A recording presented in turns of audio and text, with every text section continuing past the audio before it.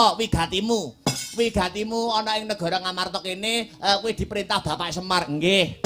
Sinuwun Prabu Puntadewa Petruk kantong bolong kepiye? Nggih, cekak aos kemawon nggih.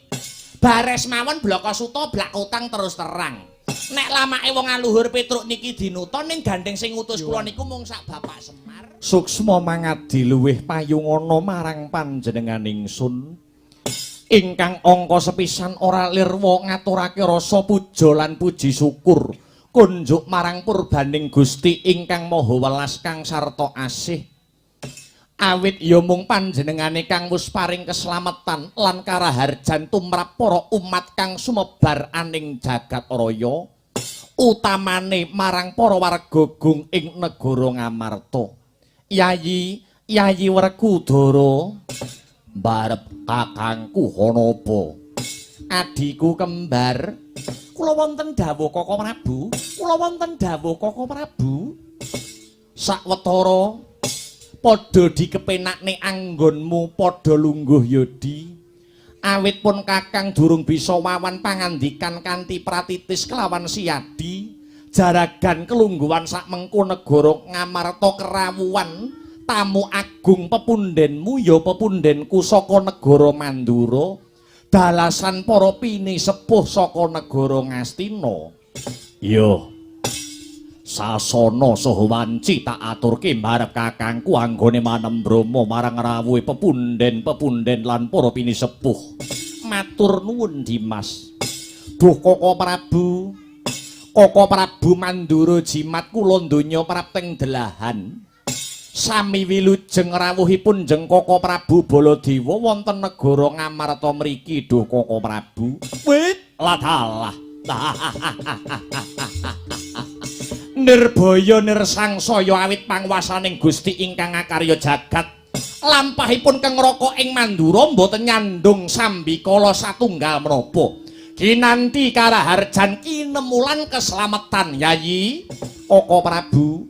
Sak rawuh paduka jeng Kaka Prabu kula ngaturaken pasegahan panakrami pambagi mugi kunjuk. Alah inggih Yayi inggih.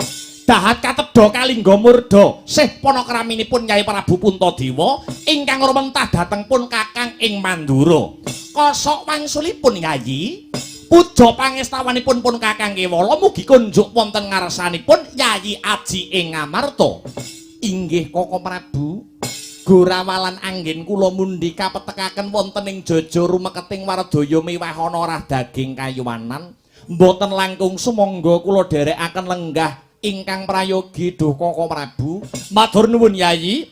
Karaos boten kirang sekecok anggenipun keng Raka Mandura lelenggahan. Rama Panemban Begawan Durna sami karaharjan rawuhipun Kanjeng Rama Panemban Begawan Durna wonten ing negari Ngamarta mriki duh Rama Panemban.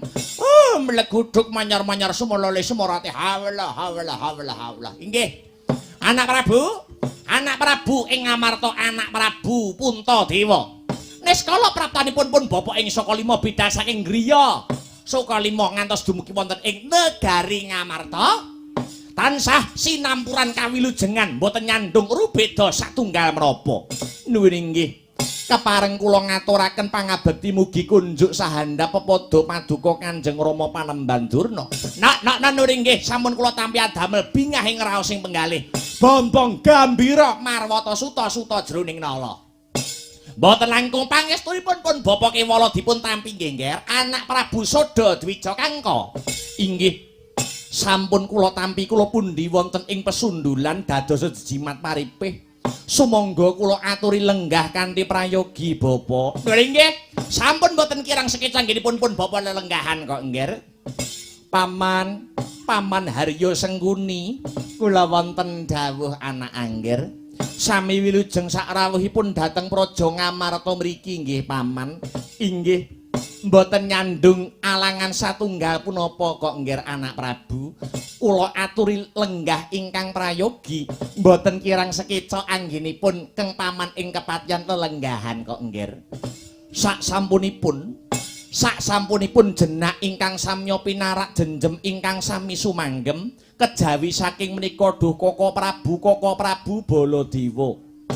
andadosaken kagiat garagapan raos sing manah kula nyuwun sewu nyuwun pangapunten menawi wonten kekiranganipun gupuh lungguh suguh kang sarta aruh awit anggen paduka rawuh mboten paring cecala langkung rumiyin mila duh Koko Prabu mokal menawi mboten wonten babakan ingkang wigati kadidene winalik ingkang dados raos kula dene kawis tinggal sumengko pengawak bojro sigra kang mawa gita kang amengku gati paduka Koko Prabu Mandura Koko Prabu Baladewa rawuh wonten negari Ngamarta sarimbit kelawan Bapa Panemban Pandhita Durna sumawana Paman Patih Harya Sangkuni kendhih kemrungsunging gale kesuk panata ling kalbu daya-daya kula pun Puntadewa kepingin mangertos wigatos sing perlu duh njeng Koko Prabu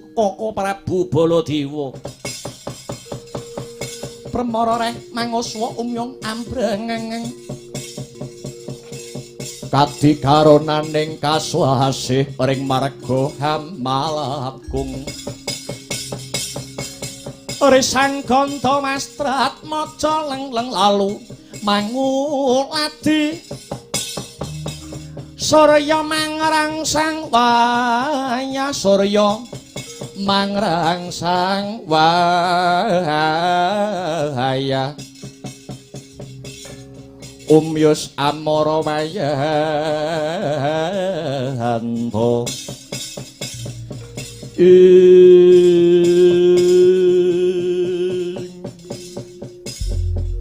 Inggih Yayi Puntadewa mugi kawuningan kula bidal niki wau mboten bidal saking negari kula negari Mandura nanging kula bidal saking negari Ngastina mila kula sarimbit kalian Bapa Durna lan Paman Patih Harya Sangkuni lah apa to wigatine perlu kula sowan wonten negari Ngamarta inggih awit Prabu Baladewa ditangisi kelawan Ratu Ngastina nuwun inggih Yayi Prabu Duryudana. Yayi Duryudana sambat kalian kula. Awit menapa? Awit sakmangke negara Ngastina nedeng ketaman pagebluk Mayangkara larang sandang kelawan pangan ugi ketambahan kathahipun bencana alam ingkang hanimbrung dhateng negari Ngastina. Wiwit saking bumi horeg banyu segara ingkang mumbul ing daratan kang sarta gunung ingkang anyembur lahar sedaya kala wau mahanani mawut para kawula ingkang mapan wonten ing praja negara Ngastina mila Yayi sakmangke Yayi Duryudana sakurawane butuh bantuan saking paduka Yayi Puntadewa sak Pandawane Koko Prabu pripun Yayi menawi babakan saking pagebluk kang sarta awising boga kelawan wastra niku mboten ngemungaken dhateng negari Ngastina kemawon ananging negari Ngamarta inggih sami nampi pacoban ingkang gegirisi kados mekaten Duh Koko Prabu dados kahanan negara Ngastina sami kalian kahanan negara Ngamarta mriki Yayi lakar kados mekaten Duh Koko Prabu pagebluk dereng saged sirep negara Ngamarta ketambahan wujudipun pacoban inggih menika negara Ngamarta sakmangke nembe kecalan geden-geden lho sing ical napa Yayi Prabu ingkang ical nuwun inggih rayi kula panengah Pandhawa satriya Madukara pun Janaka utawi Arjuna Yayi Arjuna sampun tricandra utawi 3 wulan laminipun murca saking negari Ngamarta. Yayi Arjuna murca lakar kasinggihan Duh Koko Prabu. Welah dalah, ya jagat Dewa Bathara ya jagat Pramudita. Mekaten Yayi. Sakmenika Yayi Duryudana nampi wangsit saking para dewa. Mbok menawi negara Ngastina saged pulih kadidene winyune yen to saged boyong wujudipun jimat jamus kalima sada. Yayi paduka Yayi Puntadewa menika kondhang kaunang-unang kajara saindenging jagat raya. Nalendra sing sabare kliwat ukur. Turta ya duweni watak ora mentalan.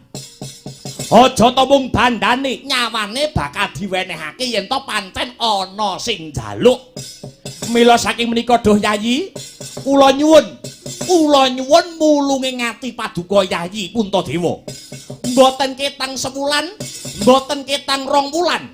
Syarat pulih lan waluyaning kahanan negara Ngastina ingkang sakmangke nembe ketaman pagebluk Mayangkara. Inggih namung wonten asta paduka Yayi Prabu Puntadewa kanthi pancatan jimat Jamus Kalimasada kahanan negari Ngastina saged waluya jati temah nirmala Yayi Prabu.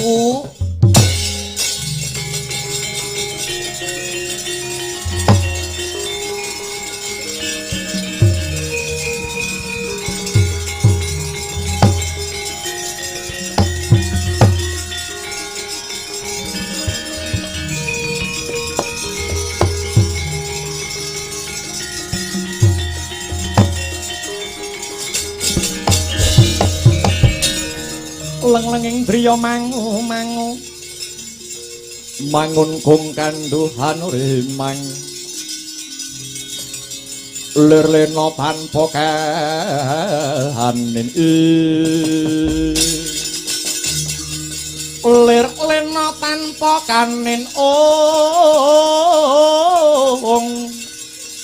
yen tamtu lusa yen tamtu lusa mengko sang Dyah Utama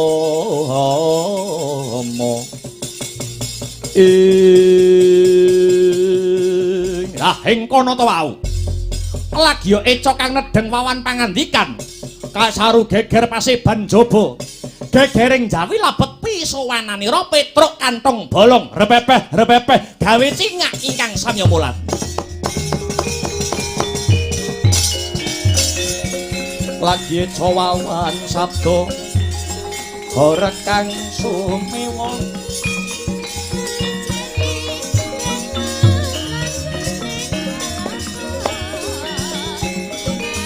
gegering pasewakan kata samyana arka wonten dwirata mata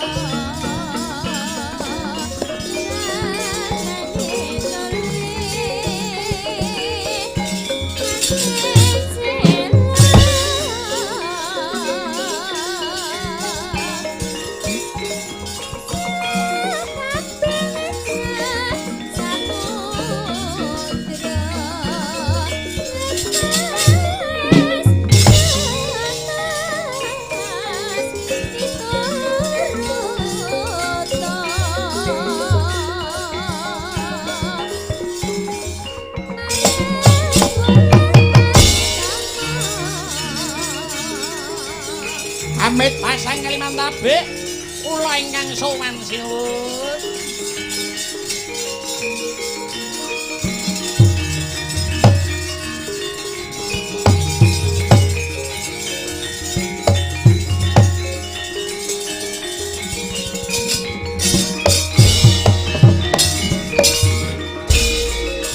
Iku saknyatane gunjang seret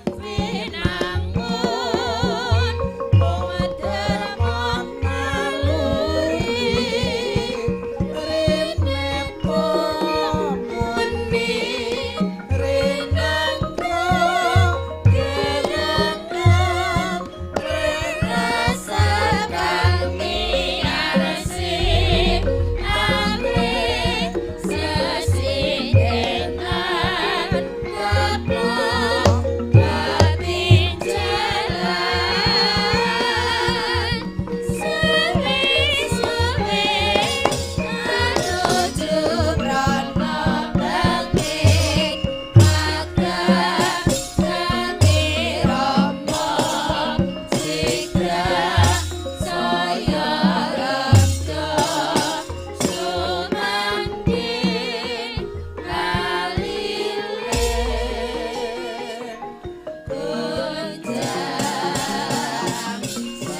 Amit.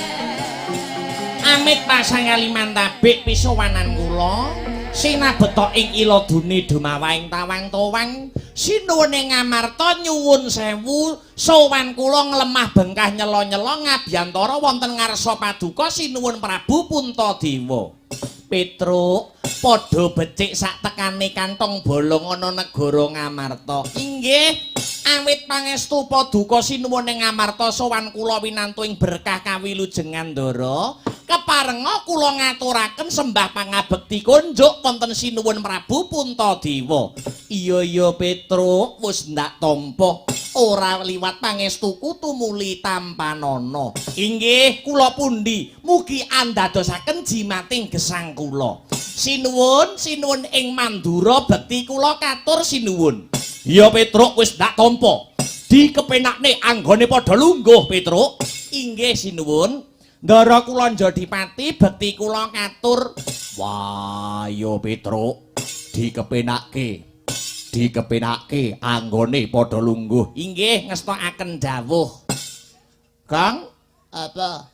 Mbok ngaturke bekti. Ah nggih, sinuwun Prabu Puntadewa sembah pangabekti kula mugi kunjuk. Iya ya Puntadewa. Si Bagong kang wis sowan ana ing negara Ngamarta, pangestumu tak tampani tumuli pangestuku tampanana Bagong. Nggih, kula tampi. Ayo, bose Njadipati. Ndara Njadipati sembah pangabekti kula kunjuk. Wong edan Bagong ya tak tampa. Pangestuku tumuli tampanana Bagong. Nggih, kula tampi. Kula pundhing mestaka lumunturing dada mugi-mugi saged ngicali penyakit mengi. Ha. Nggih, ngurimu ki ora mbok bekteni. Sapa? Mburimu ki lah. Sapa? Sinuwun Mandura Prabu Baladewa ya Prabu Balarama. Tah eman-eman cangkemku nek omong, Truk. Kok iso eman-eman cangkemmu nek omongi piye to? Aku wis niteni angger nonton wayang. Nitenimu piye, Gong? Angger jejer negara Ngamarta ana Prabu Puntadewa. Siji kok ana Baladewa, loro ana Durna, telu ana Sengkuni. Iki mengko cekak cukupe bakal calone arep geger. Wis ta, titenono. Aku kulino nonton wayang kok, Truk. Ngono. Totoan piye? Totoan bojo apa piye? Ora sudi bojomu bokonge gedhe sisih ngono kok. Arep totoan bojo. Ayo. Ora ngaturke bekti ndak wis arepe ndang kowe matura apa wigatimu? Wigatimu ana ing negara Ngamarta kene kowe diperintah Bapak Semar. Nggih. Sinuwun Prabu Puntadewa Petruk kantong bolong kepiye? Nggih, cekak aos kemawon nggih. Bares mawon blaka suta blak utang terus terang. Nek lamake wong aluhur Petruk niki dinuta ning gandeng sing ngutus kula niku mung sak Bapak Semar. Kula cekap dikengken kalian Bapak. Kowe dikongkon apa karo Kakang Semar Badranaya Petruk? Ngaten nggih sinuwun. Kula wawenjing ditimbali Bapak Truk rene ya. Ana apa to, Pak? Kula ngaten. Bapak ngendika, kowe dina iki tak kongkon mara ning negara Ngamarta matura ning sinuwun Puntadewa. Mbok menawa Bapak arep nyilih wujude jimat jamus Kalimasada. Kula kaget, kula nyauri. Kok ndadak nyilih jimat jamus Kalimasada niku arep didamel napa to, Pak? Ngene, Truk, Bapak mangsuli. Bapak ngendika, jimat Kalimasada arep tanggo sarana kinarya bapakmu iki bakale bangun wujude kayangan. Kula kaget. Ayo aku gumun karo Semar. Ayo. Monggo sesuk arep nggo jagake mangan arep duit kondi. Heeh. Kok arep bangun kayangane kira-kira bandane company apa piye, Truk? Ayo.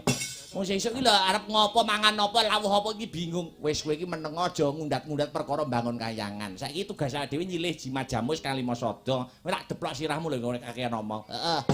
Ngaten nggih Sinuwun. Piye Petruk kantong bolong? Kula lajeng tanglet kalian Bapak. Bangun kayangan ki maknane piye to, Pak? Bapak semaur, wis ora susah kakean takon, gitu. Saiki enggal budalo marang negara Ngamarta ngejakno adimu Bagong. Kula siap, Pak, kula ngaten. Mila sinuwun, kula sowan wonten ing negari Ngamarta. Sowan ngabiyantara paduka sinuwun Prabu Puntadewa mboten sanes nyuwun mulunging penggalih jengandika. Mboten ketang sagebyaring caleret. Kula badhe ngampil wujudipun jimat jamus Kalimasada minangka dados sarana Bapak Semar anggenipun gadah gegayuhan duweni cita-cita badhe bangun kayangan. Biangsa telek Petruk padhemur ini. Wet. Wes. Weh. Yalah.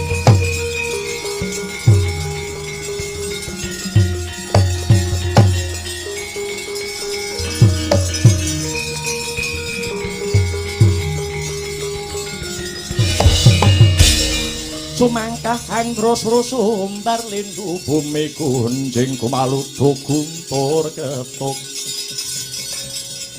umop kang jalani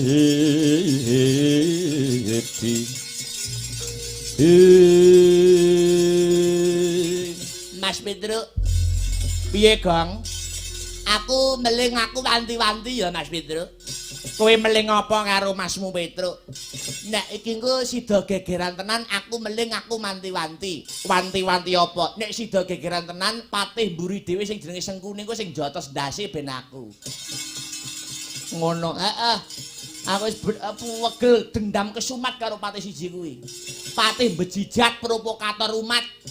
Angger ora dusun, ora desa, ora kecamatan, ora kabupaten kok enek geger mesti sing digoleki endi to Sengkunine ngono. Ngono ya kok. Mula ndak enek ning omah kok nggambar kok. Nyentele gambare Sengkuni iki ndak enek. Ora enek. Ora enek nek Bapak Semar enek majang gambare Ndara Bima ana. Majang dapure Sengkuni nggih apa? Raine kaya tikus piti ngono kok. Sabar Gong sabar. Innallaha ma'asabirin. Heeh. Wong sabar kekasih Gusti. Gusti benawa? Gusti Allah. Oh, Gusti benawa. Kalau mangsaku ya.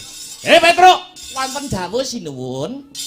Sumurupa tekamu mapan ana negara Ngamarta kene madha karep karo kekarepaning Prabu Baladewa. Lho, maksude madha karep niku maknane kados pundi sinuwun? Kawruhanana. Tekaku mapan ana Ngamarta kene ya bakal nyilih wujude jimat jamus Kalimasada. Kinarya usada negara Ngastina kang samengko lagi ketaman pageblok Mayangkara. Mula kowe aja madan-madani kekarepan nata Mandura Prabu Baladewa sing nembung luwih dhisik ki aku Maragage kowe saiki mulya.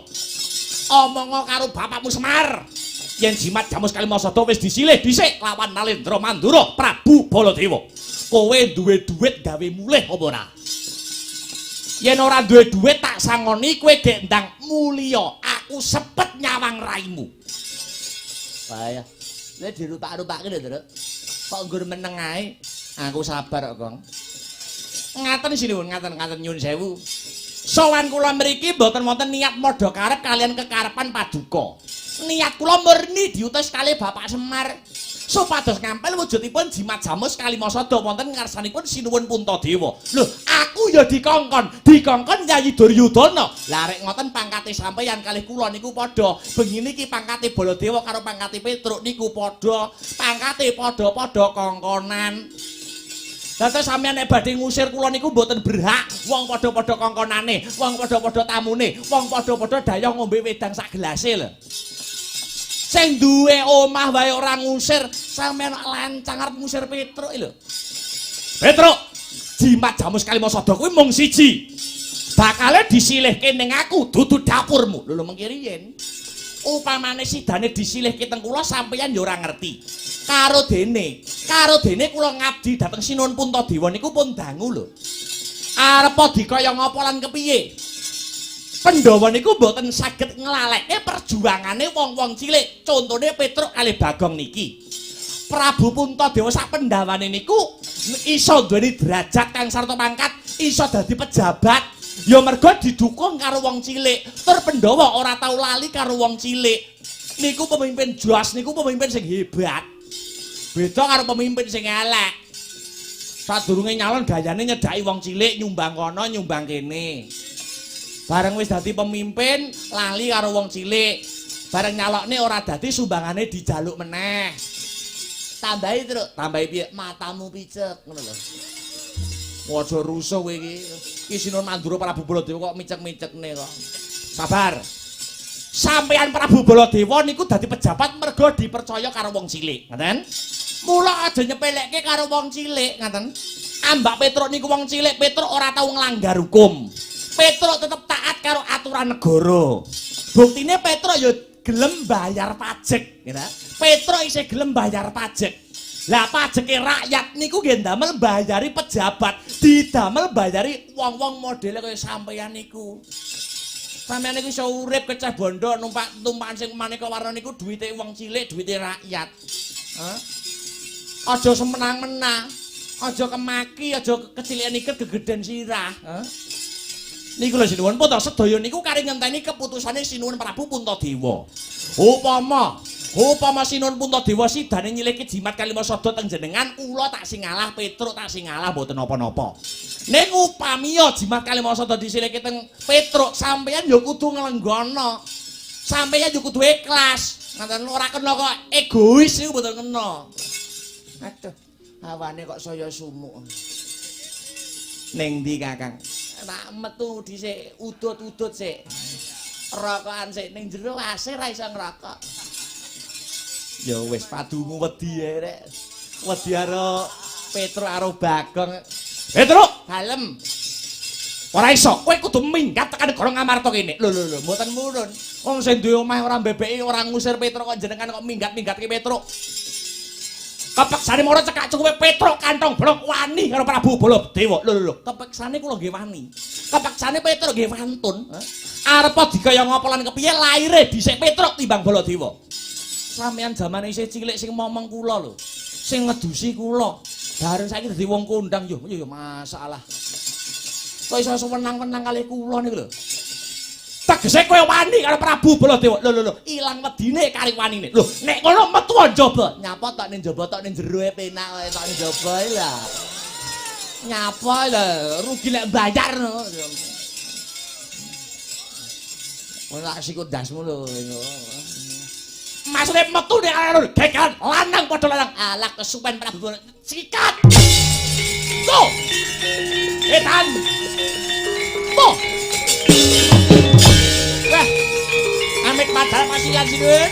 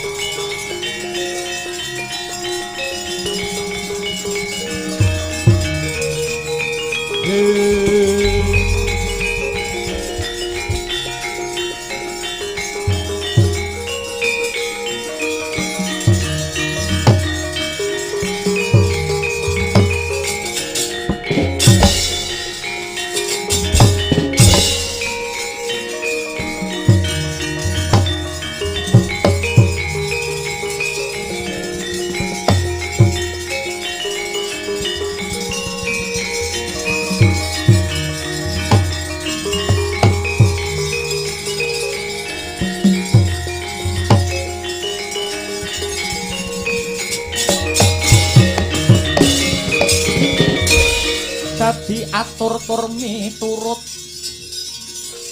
anut sumarah mring Gusti dene sidi mimangupama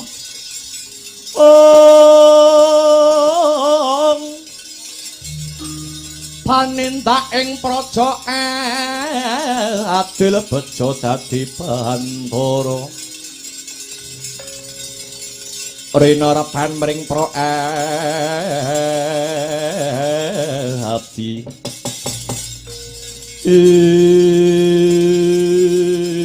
Wijasena kahanan ora mendho nanging malah sangsaya andodra Yayi aja wasumelang rasamu barep kakangku Purba Wasesa pasrahna marang aku Werkudara kang bakal jumangkah kang sarta kumrembyah misah ing antarane Kakang Baladewa lan Petruk kanthong bolong. Iya Yayi, aja ninggal kawaspadan, pun Kakang bakal manjing ana sanggar pamujan. Meminta marang Nurbuating Gusti baya sapa kang pantes diampili wujude jimat jamus Kalimasada. Iya mbarep kakangku ngestokake dawuh Yayi Nakula lan Sadewa. Kula wonten dawuh Kakang Mas, kula wonten dawuh Kakang Mas. Muga antuk pengasih saka Gusti Kang Maha Asih Yodi. Bubarna kang padha nggantung sebo. Pun Kakang Arsa tumuli kundur hangedaton nuninggih dhateng sendika mangestokaken dawuh. Sabet biar katalika mau wis paripurna pangandikane Sang Buminata Prabu Puntadewa Yasudha Dwija Kangka. Giya Jengkar Arsa kundur hangedaton bawane Sang Nalendra datan singlar saking Ubaya.